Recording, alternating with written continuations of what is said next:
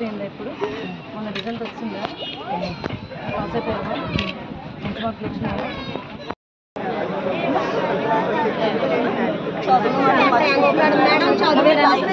మీరు అన్నిసార్లు చెప్పొద్దాం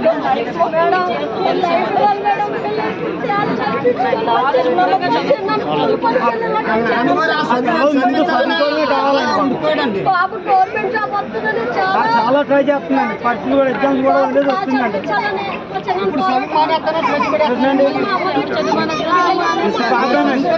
ఎగ్జామ్ జరుగుతుందండి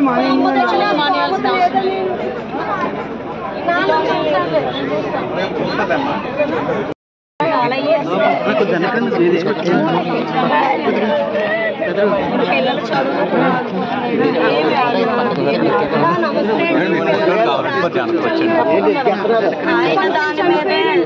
ఆయన దాని మీద చదివిస్తున్నాడు ఇప్పుడు దురదృష్టవస్తు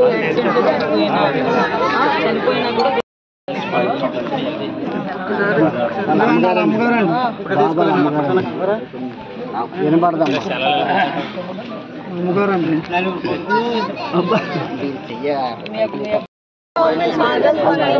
ఇంకా వైడ్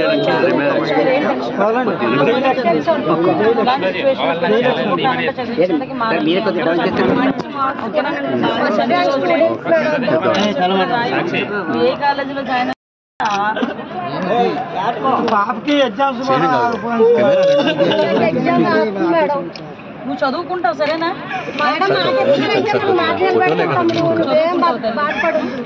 చెప్పు సార్ మేడం గారు చదువుకుంటామండి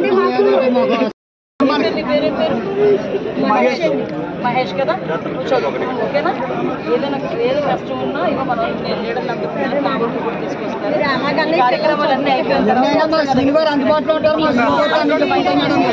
సరేనా మహేష్ జాగ్రత్త తిరగలేదు ఓకేనా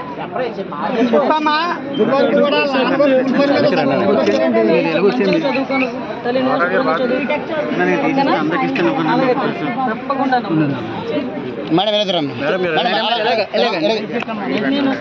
వైట్ పెట్టడానికి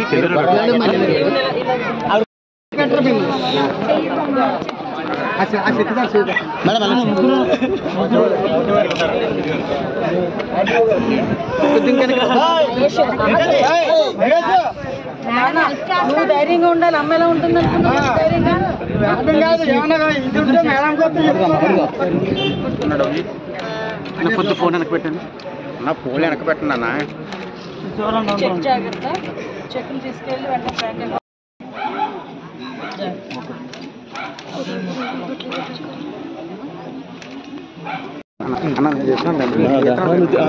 మన 13వ తారీఖున కైలాసపట్నం పాయకరపట్నం నియోజకవర్గం కోటూరెడ్ల మండలం కైలాసపట్నం గ్రామంలో బాణాసంచా తయారీ కేంద్రంలో జరిగిన పేరుడు మనందరం కూడా చూసాము. అది చాలా దురదృష్టకర సంఘటన, ఎవరు ఊహించని సంఘటన.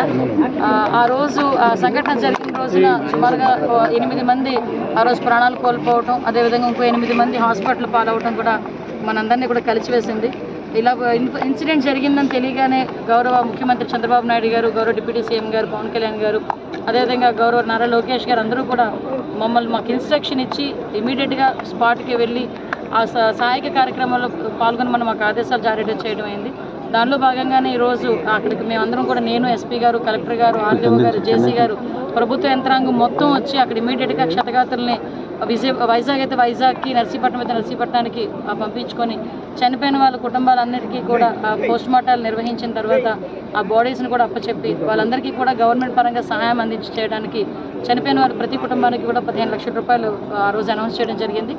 అనౌన్స్ చేసిన దాంట్లో భాగంగానే ఈరోజు మేము అందరం కూడా వచ్చి వాళ్ళ ఇంట్లోకి వెళ్ళి గౌరవంగా ఆ 15 లక్షల రూపాయల చెక్ కూడా ఇవ్వడం జరుగుతుంది.